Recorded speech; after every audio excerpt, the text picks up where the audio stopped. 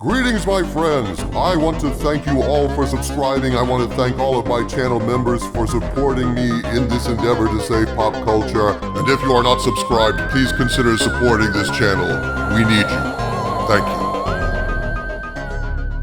Greetings, my friends. Last week I presented you the first part of an interview with a Lucasfilm insider who approached my Hollywood agents with more information on the Lucasfilm Civil War, in particular, information on Kathleen Kennedy and the dysfunctional manner in which her group functions. I promised you the second part of this extensive interview, and I am making good on that promise right now.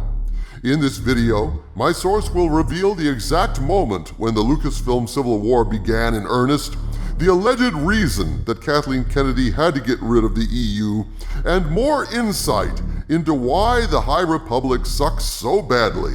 But at this point, I'd like to state that the information you're about to hear is information that comes from a source claiming insider access at Lucasfilm and/or Disney. But since I cannot independently verify this information personally, I must present all of this as mere rumor, and I ask you to please consider all of this as unverified rumor and to take it with a grain of salt. To begin with, let's discuss how the bad blood started between Kathleen Kennedy and Jon Favreau. When asked about this, the source replied, quote, "Yes, I can tell you exactly when it started. I'm not sure of the name of the video, but do you recall the round table with John, Dave, Kathy, and others talking about George and all his great accomplishments? Well, that's pretty much where the battle lines were drawn, and I can even tell you exactly why they were drawn. The fact John interrupted Kathy really pissed her off," unquote. Having spoken with several people who were personally in the room with Kennedy immediately after that video, the source can confirm, quote, "Kathy had what one would call a breakdown. It's simply gotten worse, and it's at a boiling point currently, and to be honest, that's putting it mildly," unquote. My friends, I have received at least 2 separate, highly personal accounts directly from people with first-hand knowledge of just how petty Kennedy can be. And it is unfortunately true that these reports are so particular, so specific, there's no way I can present them to you without doxing the individuals involved. But I can tell you that based on these stories, I find it quite plausible that Kennedy would react with ire at being publicly interrupted, even though she is famous for interrupting others herself. At this point, my agent asked the source, "Why won't Disney step in and fix this?" The source replied, quote, "Where do I start? They can't afford to piss John off. He would leave, and I know for a fact AT&T is after him big time. I've heard numbers that I can't talk about, but trust me, John has chosen this battle because he could walk away and be making more money and get anything he wants, including Gina back. I'm not saying this to build him up. I've personally seen what AT&T has offered him. It's a lot more than Disney. And then there's Kathy. Have you been told about her as far as her knowledge of an island owned by someone that didn't kill himself?" At this point, the source went off the record, so I cannot report what they said.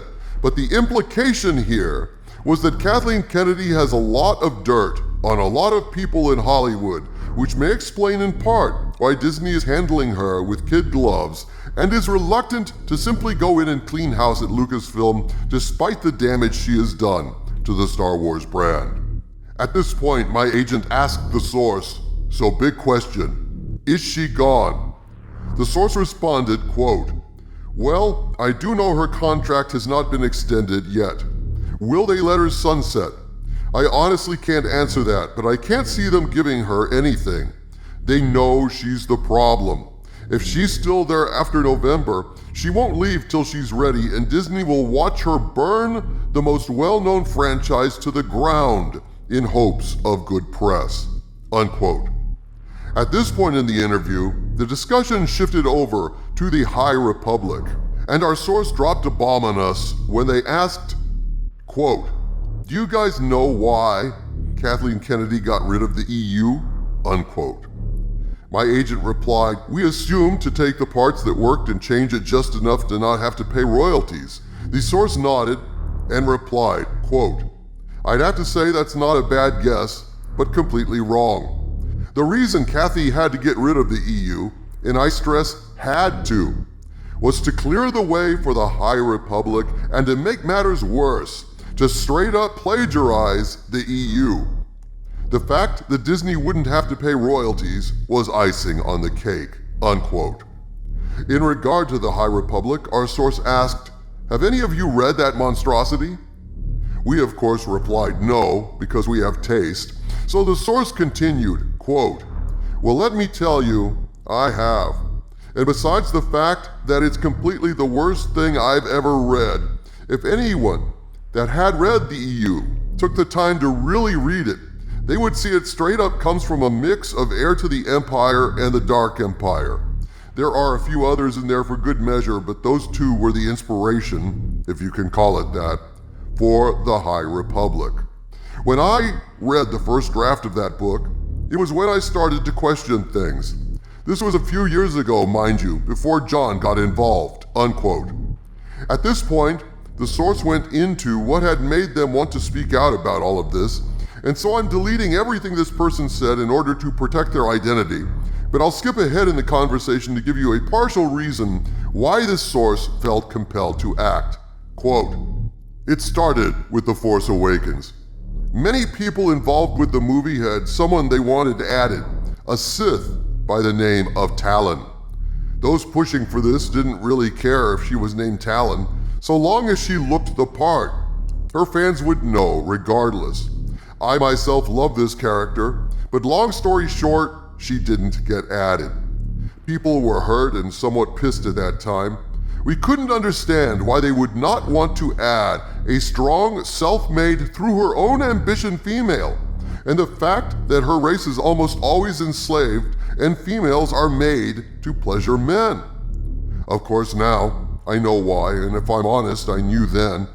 I just didn't want to admit it at the time," unquote. The source paused, and when prompted and asked why, the source ruefully replied, they had to get rid of Darth Talon, quote, "because they were never going to let Rey, Kathy's self-inserted proxy, be upstaged by anyone," unquote.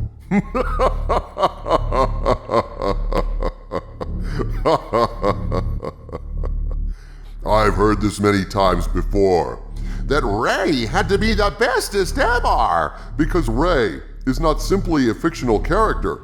It's a character that represents how Kathleen Kennedy sees herself. Never to be humbled, never to be beaten, never to be wrong, never to be second best, never to fall from grace. In short, all the reasons why Rey is such a boring character is because the character had to be perfect, just as Kathleen Kennedy sees herself as being perfect.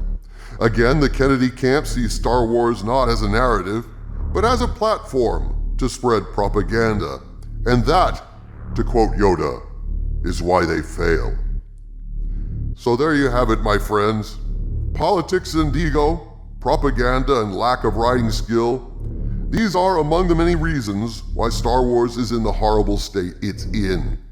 If this source is correct, Kennedy planned to show George Lucas how to make Star Wars.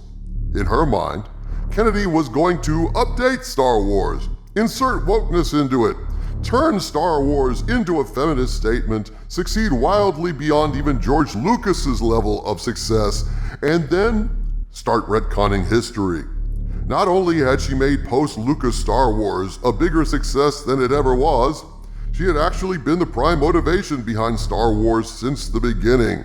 A complete retcon of history that would be echoed and furthered by her allies in the mainstream media, ultimately making Kathleen Kennedy the bestest ever. Just like Rey. And we all know how well Rey sells in toy stores, don't we? Sometimes the bestest ever turns out to be the worstest ever. And one wonders how long it will take for Disney to fix this mess. Because every day it continues, Star Wars dies just a little bit more. From the center of the earth, this is Dictor Van Doomcock bidding you all, my friends, stay angry.